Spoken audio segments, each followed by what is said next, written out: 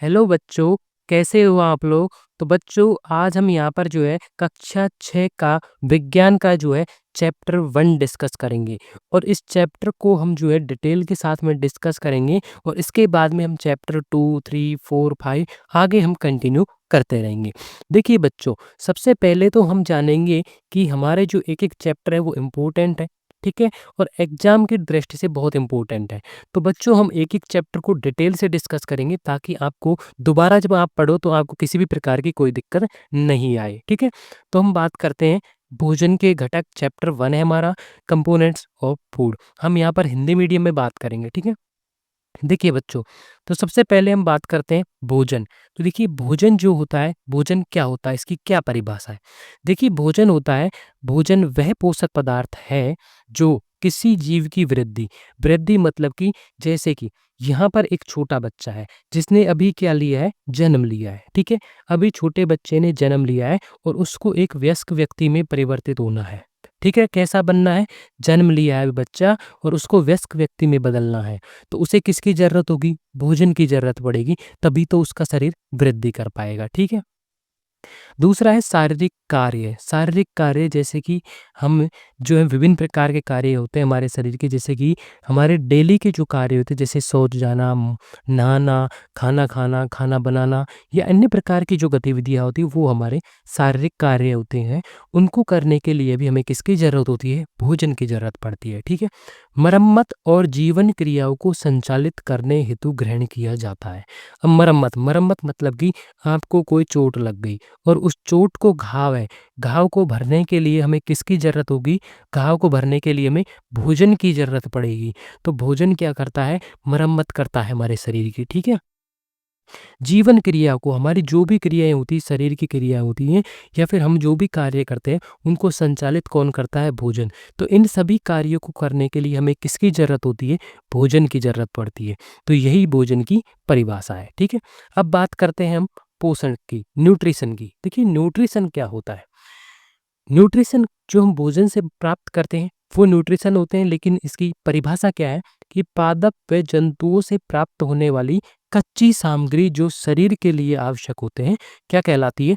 पोषक कहलाती है।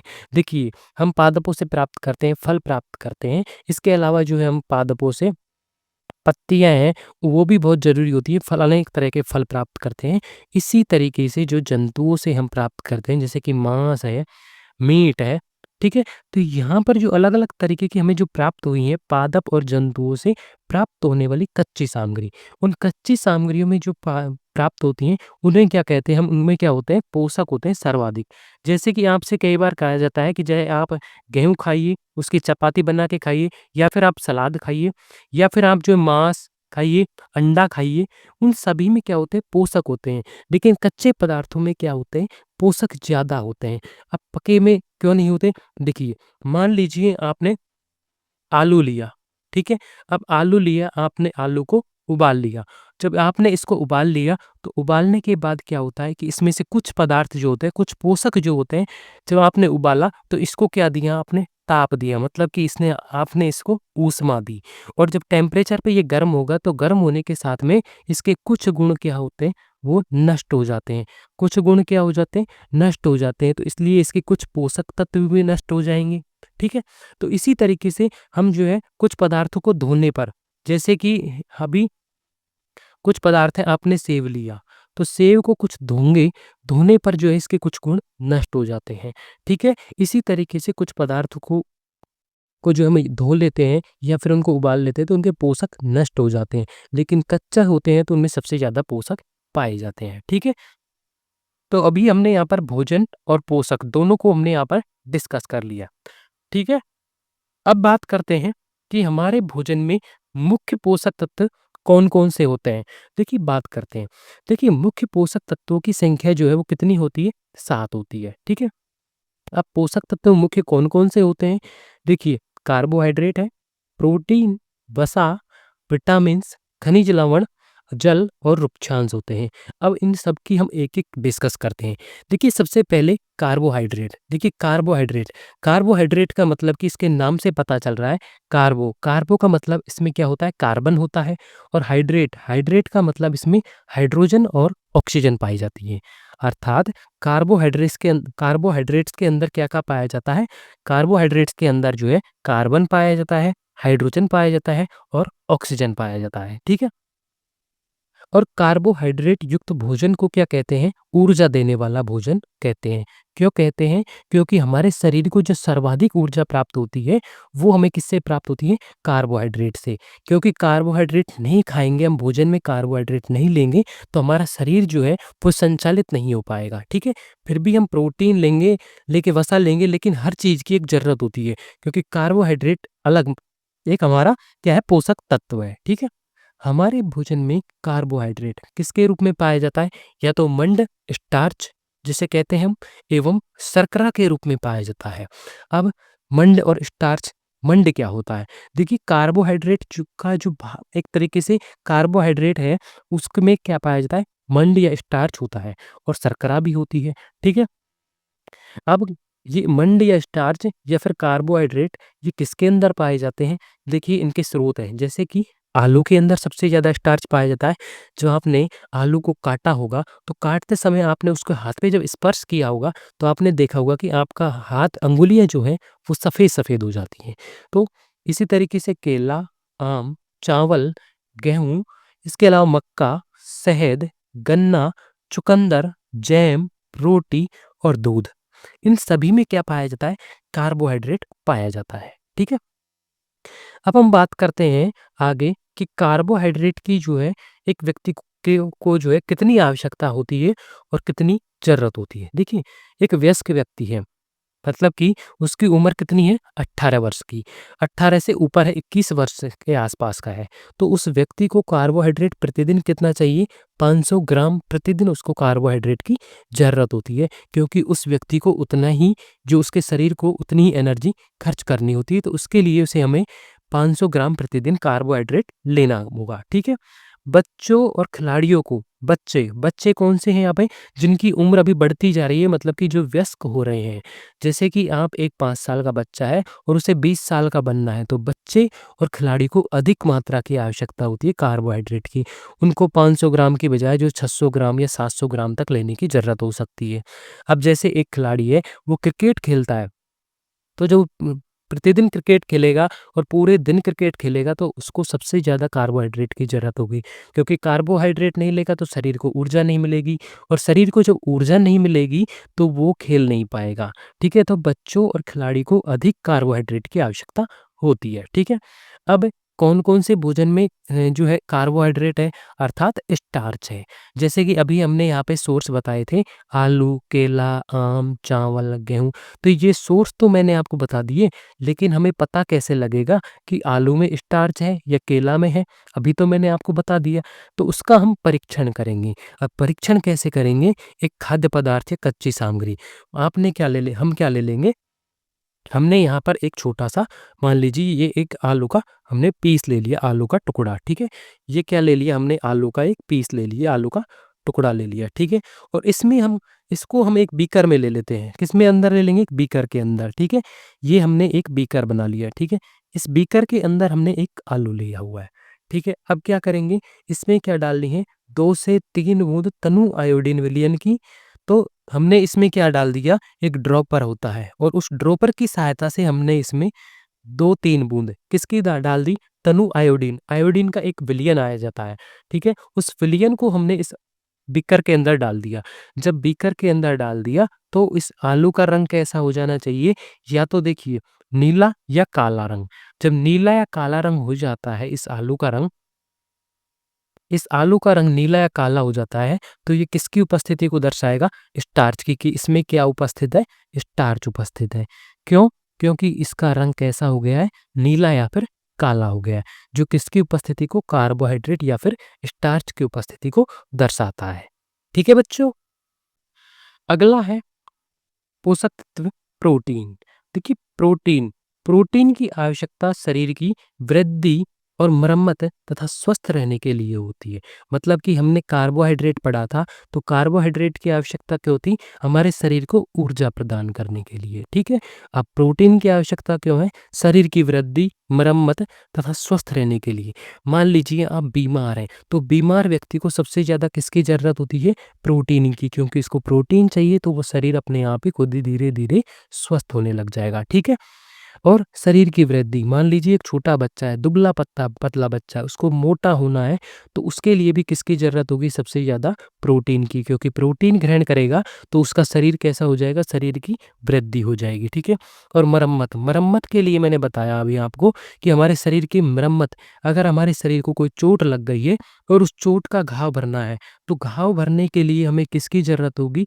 घाव को भरना है, तो घाव को भरने के लिए हमें किसकी ज़रूरत होगी? प्रोटीन की ज़रूरत होगी, ठीक है? क्योंकि प्रोटीन जो होता है वो सबसे जल्दी घाव भरता है। जिन बच्चों को प्रोटीन की कमी होती है, उनके चोट लगने पर उनका खून जो है बहता रहता है, उनका खून का थक्का नहीं जमता था और घाव भी जल्दी नहीं भरता है, ठीक है? प्रोटीन को शरीर वर्धक भोजन भी कहते हैं। शरीर वर्धक भोजन क्यों कहते हैं? क्योंकि अभी मैंने बताया कि शरीर की वृद्धि करता है, मतलब कि एक दुबला-पतला बच्चा है और उसको मोटा होना है, तो वो शरीर की वृद्धि करता है, इसलिए शरीर वर्धक भोजन भी कहते हैं, ठीक है? प्रोटीन अमीनो अम्लों से बने होते हैं। अमीनो अम्ल मतलब कि एक तरीके का अम्ल होते हैं, उनसे जो है प्रोटीन बने होते हैं, ठीक है? मनुष्य शरीर के लिए 20 अमीनो एसिड की ज़रूरत होती है। 20 अमीनो अम्ल जो है उनकी ज़रूरत होती है हमारे शरीर के लिए, ठीक है? जिनमें से 10 तो हमारा शरीर खुद निर्मित कर लेता है और 10 अमीनो एसिड हमें बाहर से भोजन से द्वारा लेने पड़ते हैं, ठीक है? अब जैसे कि हमने कार्बोहाइड्रेट की बात की थी कि कार्बोहाइड्रेट जो है एक वयस्क व्यक्ति को प्रतिदिन कितना चाहिए? 500 ग्राम प्रतिदिन चाहिए होता था। तो उसी तरीके से हमें प्रोटीन की आवश्यकता भी होती है, 70 से 100 ग्राम प्रतिदिन होती है। कितनी ग्राम होती है? 70 से 100 ग्राम प्रतिदिन होती है, ठीक है? और 1 ग्राम प्रोटीन से जो हमें ऊर्जा मिलती है, कितनी मिलती है? 4.65 किलो कैलोरी ऊर्जा जो हमें इससे मिलती है। अब जैसे कि हमने बात की थी कि कार्बोहाइड्रेट जो है, जैसे कि हमें आलू से मिलता है, केले से मिलता है, दूध से मिलता है, उसी तरीके से अगर हम बात करें प्रोटीन के स्रोत की, तो प्रोटीन जो है दालों में सबसे ज़्यादा पाया जाता है। चाहे वो दाल चने की हो, चाहे वो मूँग की हो, मसूर की दाल हो या उड़द की दाल हो, लेकिन सभी तरीके की दालों में प्रोटीन सबसे ज़्यादा पाया जाता है। मछली के अंदर भी प्रोटीन पाया जाता है, अंडे के अंदर भी प्रोटीन पाया जाता है और इसी अंडे की जो है, अंडे में सबसे ज़्यादा प्रोटीन होने की वजह से आजकल बहुत से लोग जो अपने बालों को किससे धोते हैं? अंडों से धोने लगे हैं, शैम्पू के बजाय। साबुन की बजाय अंडों से धोने लगे हैं कि बाल मजबूत हो जाएँगे। अरे जब तुमने बालों में कुछ खाया ही नहीं शरीर में, तो बालों में प्रोटीन लगाने से क्या होगा, ठीक है? पत्तेदार सब्जियाँ होती हैं जैसे पालक हो गया, मेथी हो गया, तो उनमें भी जो प्रोटीन सबसे ज़्यादा पाया जाता है। दुग्ध में भी प्रोटीन पाया जाता है, फलों में भी प्रोटीन, सोयाबीन में भी, तो यहाँ मटर में भी पाया जाता है, सेम है, पनीर है और दही इत्यादि में जो है प्रोटीन पाया जाता है। अगर हमसे सबसे ज़्यादा मात्रा में प्रोटीन की पूछी जाए पादपों में, तो पादप से हमें सोयाबीन से जो है सर्वाधिक मात्रा में प्रोटीन प्राप्त होती है, करीब 45% के आसपास, ठीक है? क्योंकि एक जो सामान्य व्यक्ति होता है वो सबसे ज़्यादा सोयाबीन ही खा पाता है, मांस, मछली या किसी तरीके की चीज़ें नहीं खा पाता, ठीक है? अब हमने यहाँ पर पहले कार्बोहाइड्रेट का परीक्षण किया था, स्टार्च का परीक्षण किया था। ठीक उसी प्रकार हमें प्रोटीन का परीक्षण करना है। जैसे कि अभी तो मैंने आपको स्रोत बता दिए कि इन चीज़ों में दाल, मछली, अंडा, पत्तेदार सब्जियाँ, दूध, फल, सोयाबीन, मटर, सेम, पनीर, दही, इन सब चीज़ों में जो है प्रोटीन पाया जाता है। लेकिन इन प्रोटीन का परीक्षण कैसे करेंगे? अगर हमारे सामने रख दिया जाए और हमसे इस प्रूफ के साथ किस प्रमाण दीजिए कि किस चीज़ में प्रोटीन है और किस चीज़ में कार्बोहाइड्रेट है, तो हम कैसे पता करेंगे? तो इसके लिए क्या करेंगे, खाद्य पदार्थ का हम पहले क्या बनाएँगे, प्रोटीन का चूर्ण बनाएँगे। देखिए मान लीजिए हमने कोई भी एक चीज़ ले ली जैसे कि दाल ले ली और उस दाल का हम क्या बना लेते हैं यहाँ पे चूर्ण बना लेते हैं। ये देखिए दाल ली और इस दाल का हमने चूर्ण ले लिया। दाल को पीस के चूर्ण ले लिए चने की दाल का, तो उस चूर्ण को क्या कहेंगे हम, बेसन, क्योंकि दाल का है। तो बेसन ले लिया हमने, ठीक है? और इस बेसन को हमने एक बीकर के अंदर ले लिया, ठीक है? यहाँ तक भर लिया। अब इस बेसन में हमने क्या करना है, पहले तो कुछ बूंदें जल की डाल देनी है, 10 बूंद जल की डाल देनी है। तो हमने यहाँ पर इसमें जल ऐड कर दिया, ठीक है? और उसके बाद में अब इसमें 2 बूंद कॉपर सल्फेट विलयन और 10 बूंद कास्टिक सोडा की। तो 2 बूंद तो इसमें किसकी डालनी है? कॉपर सल्फेट की, ठीक है? और इसके बाद में इसमें क्या डालनी है? 10 बूंद NaOH कास्टिक सोडा मिला देना है। और इन दोनों को मिला देंगे तो इस विलयन जो था पहले का, बेसन का विलयन था जो जल के साथ में, इस विलयन का रंग कैसा हो जाएगा? बैंगनी रंग का हो जाएगा। कैसा हो जाएगा? बैंगनी हो जाएगा। और बैंगनी रंग हो गया तो वो किसकी उपस्थिति को दर्शाएगा? प्रोटीन की उपस्थिति को। किस खाद्य पदार्थ में क्या है? प्रोटीन है, ठीक है? तो कार्बोहाइड्रेट का जब परीक्षण किया था तो वहाँ कैसा हो रहा था? काला या नीला हो रहा था। लेकिन यहाँ प्रोटीन है तो कैसा रंग होगा? बैंगनी रंग होगा। और क्या हो दर्शाएगा कि इसमें प्रोटीन उपस्थित है, ठीक है? तो अब तक हमने बच्चों यहाँ पर कार्बोहाइड्रेट और प्रोटीन, 2 पोषक तत्व हमने यहाँ पर पढ़ लिए हैं। अब तीसरा पोषक तत्व है वसा। तो यहाँ पर हम वसा की बात करते हैं। देखिए वसा क्या होती है? वसा लिपिड होता है। वसा को अंग्रेजी में हम क्या कहते हैं? लिपिड कहते हैं। मतलब कि सर्वाधिक चिकनापन वाले पदार्थ। चिकनापन वाले मतलब से समझिए जैसे कि जिन पदार्थों में चिकनाई उपस्थित होती है। अगर वो हाथों पे लग जाए तो चिकनाई होती है। अब कौन-कौन से पदार्थों में होती है जैसे चिकनाई? जैसे तेल होता है, ठीक है? मक्खन होता है, घी होता है। तो ये जो चिकनाई वाले पदार्थ हैं, उनमें क्या होती है? वसा उपस्थित होती है, ठीक है? वसा जो है वसीय अम्ल एवं ग्लिसरॉल के एस्टर होते हैं। वसा किसके एस्टर किससे बने होते हैं? वसा जो है वसीय अम्ल और ग्लिसरॉल, इन दोनों से मिलकर के जो है वसा बनी होती है, ठीक है? और वसा के अंदर भी कार्बन, हाइड्रोजन और ऑक्सीजन से मिलकर बने होते हैं, जैसे कि कार्बोहाइड्रेट जो है मिल करके बने होते थे, ठीक है? उसी प्रकार से जो है वसा भी कार्बन, हाइड्रोजन और ऑक्सीजन से मिलकर बनी होती है, ठीक है? अब इनके स्रोत क्या होते हैं? जैसे कि मैंने अभी बताया था कि चिकनापन वाले जो पदार्थ होते हैं जिनको हाथ पर लग जाते हैं अंगुलियों पर, तो वो चिकनाई दर्शाते हैं। जैसे कि घी हो गया, मक्खन हो गया, बादाम का तेल हो गया। अगर हम बादाम का तेल लेके आएँ बाज़ार से और अंगुलियों पर लगाएँ या फिर हम घर पे निकालें, तो उनमें क्या होती है? चिकनाई होती है। पनीर है, मांस है, मूँगफली है, वनस्पति तेल है।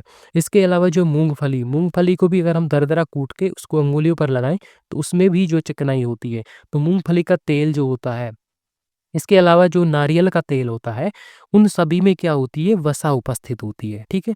1 ग्राम वसा से प्राप्त ऊर्जा कितनी होती है? 9.2 किलो कैलोरी। मतलब कि हमने जब प्रोटीन से ऊर्जा पढ़ी थी, तो प्रोटीन से बताई थी हमने 4.65 किलो कैलोरी ऊर्जा, ठीक है? और जबकि वसा से कितनी होती है? 9.2 किलो कैलोरी ऊर्जा जो हमें प्राप्त होती है, किससे? वसा से। तो बच्चों यहाँ तक आपको वसा समझ आया? बच्चों तो अभी यहाँ पर देखिए हमने कार्बोहाइड्रेट का अर्थात स्टार्च का परीक्षण किया था। इसी तरीके से हमने प्रोटीन का परीक्षण किया था और अब हम यहाँ पर वसा का परीक्षण करेंगे। देखिए वसा का परीक्षण बहुत आसान है, आप घर पर खुद भी कर सकते हैं। जैसे कि मैं आपको सीधा-सा बताऊँ, यहाँ पर इस तरीके का एक पेपर लेना है आपको, बिल्कुल साफ, ठीक है? और इस पेपर में क्या लेना है आपको? खाद्य पदार्थ जो है, जैसे कि मैं बताऊँ आपको, आप लेना घर पे मूँगफली या फिर आप नमकीन ले लेना, ठीक है? थोड़ी-सी नमकीन ली और उस नमकीन को आप जो है इसके अंदर ऐसे इस पेपर को क्या कर देना है आपको? इस तरीके से रैप कर देना है, ठीक है? रैप करने के बाद में आपको इसको जो नमकीन इसके अंदर थी, उसको किसी पत्थर से या किसी भारी चीज़ की मदद से कूट लेना है। कूटने के बाद आपको उस नमकीन को इस कागज़ में से निकाल लेना है और उसके बाद आपको देखना है कि कागज़ जो है इस पर जगह-जगह कुछ धब्बे जैसे दिखाई देते हैं क्या? तेलनुमा धब्बे। तो वो तेलनुमा धब्बे जो है किसकी उपस्थिति को दर्शाते हैं? वसा की उपस्थिति को दर्शाते हैं। देखिए खाद्य पदार्थ को कागज़ में लपेटकर इसका चूर्ण बना लेते हैं और इससे कागज़ पर तेलनुमा धब्बों की उपस्थिति जो है वसा की उपस्थिति को दर्शाते हैं। और वो तेलनुमा धब्बे अगर कागज़ पर आ जाते हैं तो वो क्या दर्शाएँगे कि इस खाद्य पदार्थ में क्या था? वसा थी, अर्थात चिकनाई थी। ठीक है? तो बच्चों अब हम यहाँ पर आगे बढ़ते हैं। हमने कार्बोहाइड्रेट, प्रोटीन और वसा की तो बात कर ली, लेकिन अगर इनकी कमी हो जाए या फिर इनकी अधिकता जो हमारे मानव शरीर में हो जाए तो उनसे कौन-कौन से रोग होने वाले हैं। तो कार्बोहाइड्रेट, प्रोटीन व वसा की कमी से होने वाले रोगों की यहाँ पर बात की गई है या फिर अधिकता से भी रोग हो जाते हैं। देखिए सबसे पहले हम बात करते हैं, हमने कार्बोहाइड्रेट पढ़ा था, तो कार्बोहाइड्रेट ही की हम बात कर लेते हैं हम सबसे पहले कि कार्बोहाइड्रेट की कमी से व्यक्ति दुबला-पतला हो जाएगा और उसकी वृद्धि पूरी तरह अवरुद्ध हो जाएगी।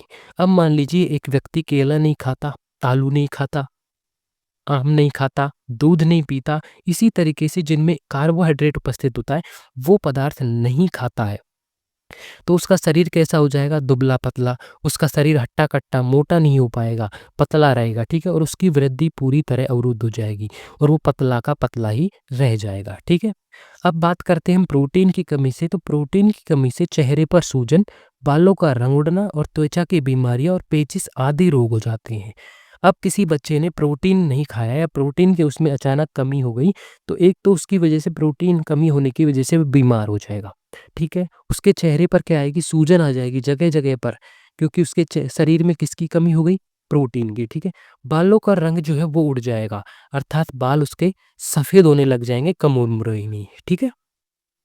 त्वचा की बीमारी हो जाएँगी, जैसे कि चर्म रोग हो जाएगा, शरीर में खुजली हो जाएगी, दाद हो जाएँगे, ठीक है? और पेचिश, पेचिश मतलब कि उसको दस्त हो जाएगा। बार-बार वो जो है मल त्याग की इच्छा होगी उसको, ठीक है? तो ये सब रोग किसकी कमी से होते हैं? प्रोटीन की कमी से होंगे, ठीक है? प्रोटीन की कमी से और भी रोग होते हैं बच्चों में, जैसे कि बच्चों में प्रोटीन की कमी से क्वाशियोकोर एवं मैरास्मस रोग हो जाता है। तो क्वाशियोकोर और मैरास्मस रोग का मतलब होता है, इनमें भी जो बच्चा है दुबला-पतला हो जाता है, ठीक है? अब बात करते हैं हम वसा की। देखिए, वसा की कमी से तो कोई रोग नहीं होता, लेकिन अगर वसा की अधिकता हो जाए, तो उससे क्या हो जाता है? मोटापा हो जाता है। जैसे आपने बहुत से व्यक्ति देखे होंगे, जो कि बहुत ज़्यादा मोटे होते हैं, करीब जिनमें 100-100 किलो, 1-1 कुंटल, 2-2 कुंटल वज़न होता है, जिनसे खुद उठकर भी जो है अपने कार्य नहीं किए जाते, दैनिक कार्य। ठीक है? तो इतना मोटापा बढ़ जाता है किसकी अधिकता से? वसा की अधिकता से। तथा खून या रुधिर जो होता है, उसमें क्या हो जाता है? कोलेस्ट्रॉल। कोलेस्ट्रॉल का मतलब होता है कि उन्होंने बहुत ज़्यादा वसा ग्रहण की, तो चिकनाई आ जाती है। जैसे कि आपने देखा होगा कि सर्दियों में जो घी को देखा है, तो घी जो होता है बिल्कुल ऐसे बर्तन में इकट्ठा हो जाता है गुच्छा की इस तरह। लेकिन अगर वहीं गर्मियों में देखा हो, तो वो बर्तन में पिघला हुआ रहता है पानी की तरह। तो सर्दियाँ जैसे आती हैं, उसी तरीके से घी जो है, मतलब कि वसा जो है, मानव शरीर की जो नलियाँ होती हैं, नसें जो होती हैं खून की, धमनी और सिरा जो होती हैं, उनमें क्या हो जाता है? जम जाता है। और उसकी वजह से जो क्या हो जाता है कि जैसे कि कई बार हाइपर अटैक, जो हार्ट अटैक देखने की प्रॉब्लम आती है हमें, तो उसी तरीके की जो कोलेस्ट्रॉल की मात्रा बढ़ जाती है, और जिसे हम हाइपर कोलेस्ट्रोलीमिया कहते हैं। क्या कहते हैं? हाइपर कोलेस्ट्रोलीमिया कहते हैं। ठीक है बच्चों? तो बच्चों, आज की क्लास में हमने यहाँ पर जो है भोजन पोषक पढ़ा था। उसके बाद में पोषक, हमारे भोजन के पोषक तत्व 7 होते हैं: कार्बोहाइड्रेट, प्रोटीन, वसा, विटामिन, लवण, खनिज लवण और जल और रुक्षांश। तो हमने यहाँ पर कार्बोहाइड्रेट, प्रोटीन और वसा, इन 3 चीज़ों के जो पोषक तत्व हैं, इनके बारे में हमने डिस्कस किया, और इनकी कमी से होने वाले रोग या अधिकता से होने वाले रोगों के बारे में भी हमने डिस्कस किया है। तो बच्चों, अब अगली क्लास में हम जो है बचे हुए पोषक तत्व हैं, जैसे कि विटामिन है, खनिज लवण, जल और रुक्षांश, इनके बारे में चर्चा करेंगे। ठीक है फ्रेंड्स बच्चों?